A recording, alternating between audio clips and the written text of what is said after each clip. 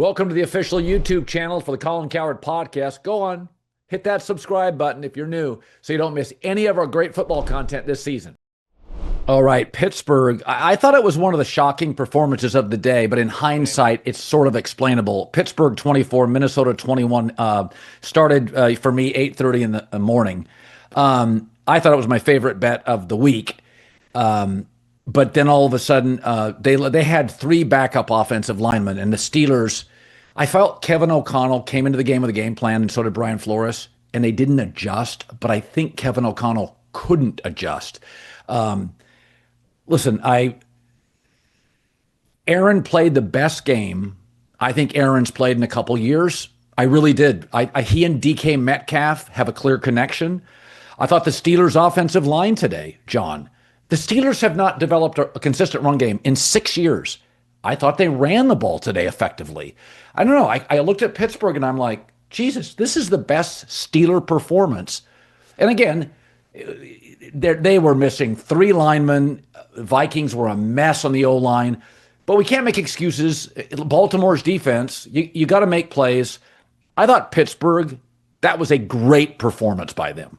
If you would have told me at the beginning of the day, and I know some of this was a little bit garbage time, but Wentz threw for 350 yards, I'd be like, I would have bet a lot more money on the Vikings.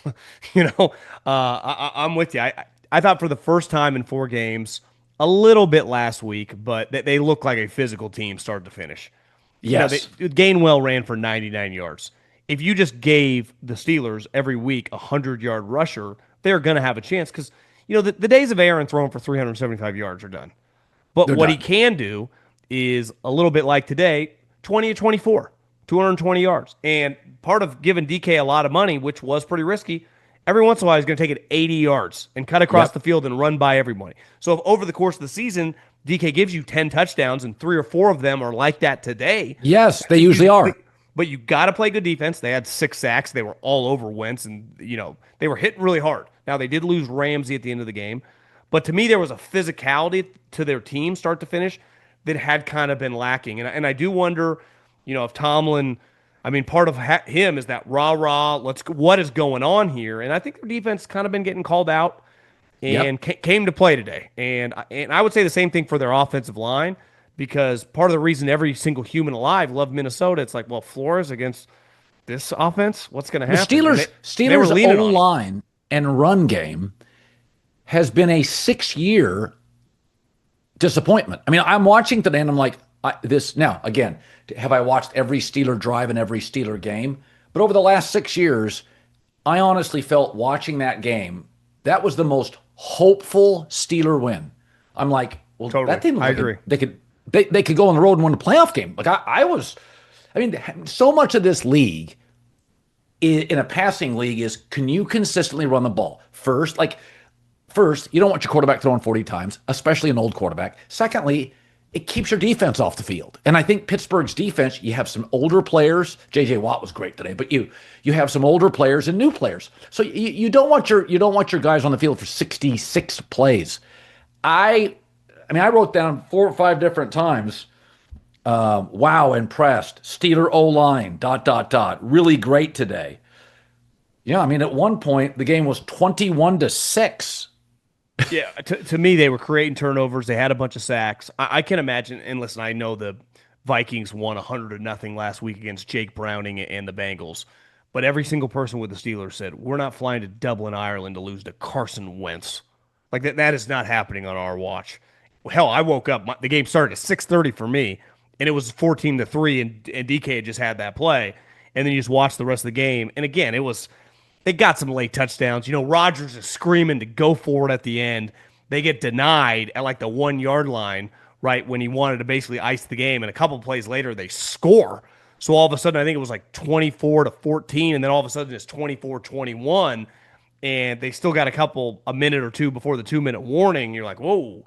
And I think, Rodgers, I think, is trying to make the Tomlin a little unconservative. I think their nature would never have been to do that, but he kind of got to overrule him there, and which I didn't mind. They had to go 99 yards with Carson Wentz, and then all of a sudden I think they blew a coverage to Jordan Addison. They got lucky that he didn't score. The guy made a great play to kind of beeline him down at the end. But I'm with you. Besides a couple freak plays, the Steelers not only they leaned on Minnesota, who I think we all agree, Yep. pretty tough physical team. It's not like they are soft by any means. Especially you could look. They kept showing Flores. Flores had to look like what is going on. And listen, sometimes you fly across these international games. What Minnesota is playing back-to-back international games in two different countries. That could really throw you off. And I heard you talking about it last week on TV. Like, you draft this guy really high. He misses all season last year, and now he's out for 6 or 7 games with an ankle. Like, let's call it what it is. Sam Darnold's leading game-winning drives. It's kind of a disastrous situation. You'd be like, well, John, it's early. We've talked a lot about you don't get much time anymore. Nope. And you just let a quarterback go. It's a problem. And Carson Wentz is actually more impressive than I thought. I mean, that guy was just on his couch. He's actually got some talent in his body still.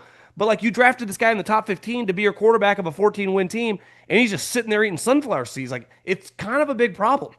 Yeah, I mean, Michael Penix today, I thought made some big time throws. Drake May, they're not asking him to do a ton, but Drake May today, they're dropping 42 points. So we know Bo Nix can play. He gets an extra day against the Bengals defense. I mean, I wasn't a J.J. McCarthy fan.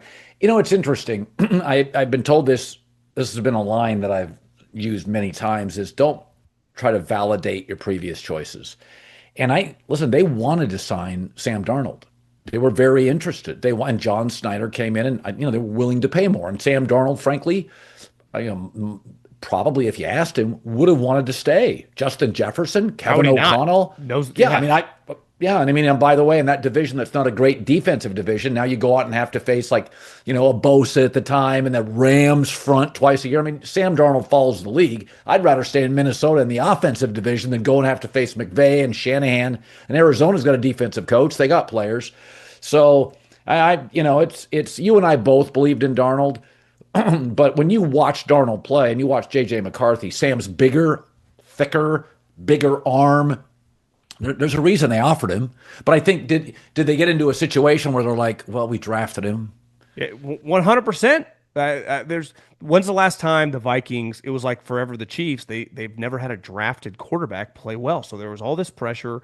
The GM, who's this Ivy League smart venture capitalist, and Kevin O'Connell, who's obviously excellent. They're like, we're not going to. If you look back, you would have been like, whatever you get offered. And it's not like he was getting offered, Purdy, Jordan Love money. What did they give him? 50, 60 guaranteed? If they didn't have a quarterback, they would have gladly given him $100 million guaranteed, right? But they did. They're like, they start pinching pennies, and you start going, what we can do to the team. But that's also, for that to work, it's predicated on J.J. McCarthy just being solid. Not only do we not know if he's solid, he's played 8 quarters in the NFL, and 7 of them have been the worst quarterback play in the league. Think about that. He's played 8 total quarters, and 7 of them have been objectively, it doesn't get any worse. So, and he's now torn a knee and had a bad ankle injury where he can't even put on pads.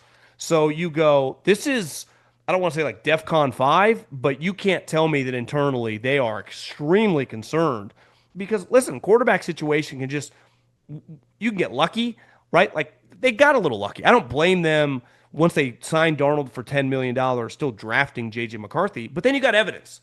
And it's like, well, he was terrible in these last 2 games. Yeah, Peyton Manning's had shitty playoff games. It's football. Joe Montana lost some playoff games. And I'm not saying he's those guys, but he's kind of coming back, and Sam's validating, like, yeah, maybe I'm not going to be Patrick Mahomes, but I'm going to be what are the chances that J.J. McCarthy is ever 80% as good as Sam Darnold has been the last year and 4 years? I don't think it. Do you know right now, Sam Darnold's start of last season is tied with Mahomes with 7 game-winning drives.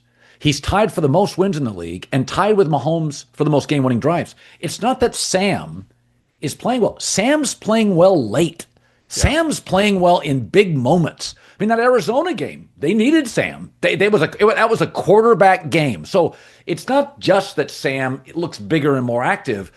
And the other thing is, Sam played with older guys in Minnesota. Seattle's a bunch of kids. It's the second youngest offense in the league. And they plop him in. JSN now looks like a number 1. The Holton kid, the 5th-round kid, can play. Royal, the tight end from Miami, the rookie. Walker.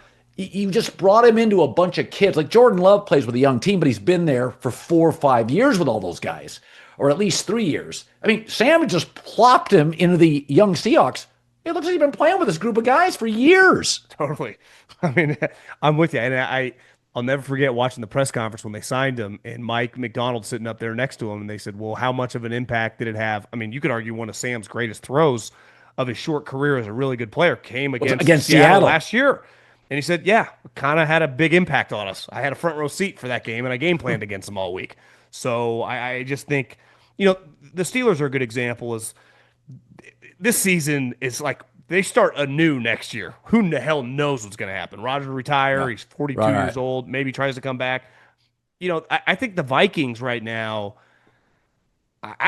listen. I've been impressed with Carson Wentz. Like he's definitely not some loser. You can play with him, but he's just a one. It's not like you got to go back to JJ. Is JJ as good as Carson Wentz is right now? I don't know. I don't think so. No. Oh, all right.